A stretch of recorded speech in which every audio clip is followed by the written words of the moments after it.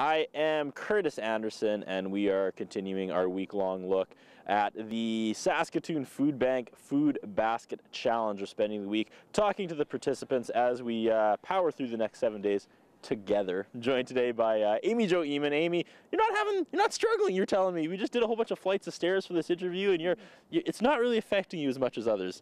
Well, it has been a day and a half, Yes. so I'm still hanging in there, okay? I think I'm still living off the residuals of what I ate before the Food Basket Challenge started. Take us back the last day and a half, though. How has it changed your life?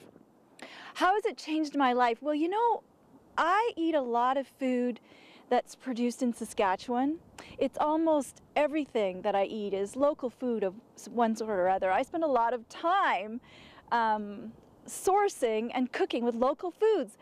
There's very little of that in this food basket. There's some local potatoes, I think the carrots are local, and of course the lentils are local, but just about everything else isn't. And that's a real change for me, is to start, packaged and processed foods, low-fat yogurt. These are things that I never buy and never cook with. So it's changing things in the kitchen.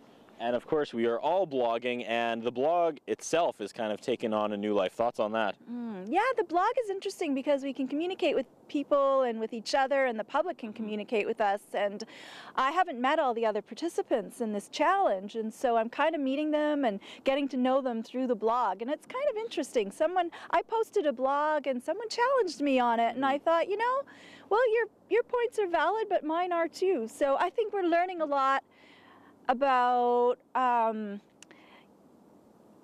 don't even really know exactly how to describe it. I'm never going to learn what it's like to be a poor person, really, and that's not what this is about. But we all have to make choices now that we normally wouldn't have had to because our food sources are limited.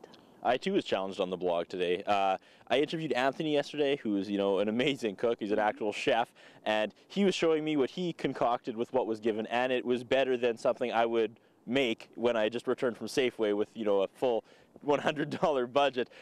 So I made the comment about how I'm kind of taking this as if myself, with no cooking ability whatsoever, suddenly found myself forced to use the food bank, and I said I probably wouldn't be experimenting a lot and mixing foods. I'm just eating what's given. I'm eating lettuce and just one thing at a time kind of thing over the next 7 days.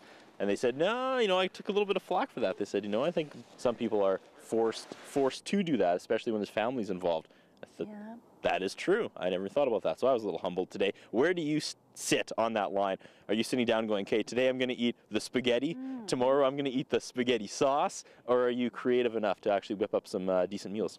I'm going to try and whip up some decent meals, but I'm not doing a lot of pre-planning either, I can say. I know some of the other participants, right away they sat down with their food hampers and they started figuring out their meals and their menus and everything like that. I'm a little, not as organized as that and a little bit more spontaneous, but there isn't really a lot to cook in there, quite frankly, There's lentils, and so you can, is it lentil soup or lentil pilaf, or, you really don't have an option of doing too much else with them. So I'm going to try and be as creative as I can. Oh, for instance, I should say that I started a batch of lentil sprouts because I think that's a really good way of eating lentils and adding extra nutrition to your diet. But, I always making lentil sprouts, so that's not really different for me. I guess it's a way that I'm bringing my knowledge of that food ingredient into this project, because when I saw lentils I thought, yeah, great, lentils, and other people looked at them, perhaps yourself, and said, oh my god, what am I going to do with a tub of lentils? I actually opened it up and said, what, this isn't actually yogurt? Oh no, something's wrong with my basket, I want to return it. That's cool. Yeah, so I was happy to see the lentils there, and I'm planning to do a few things with them. All right, 5 days from now, when we wrap up next Monday night, how do you think you're going to be? You seem pretty okay today. You don't seem to be suffering as much as I am. How do you think you're going to be come next Monday? I'm probably going to be less optimistic as I am right now. I might be a little hungry, but you know what? I'm actually hoping to take off a pound during this week. So that's to me is like the carrot at the end of this challenge. All right, thank you very much. Thanks for talking with me.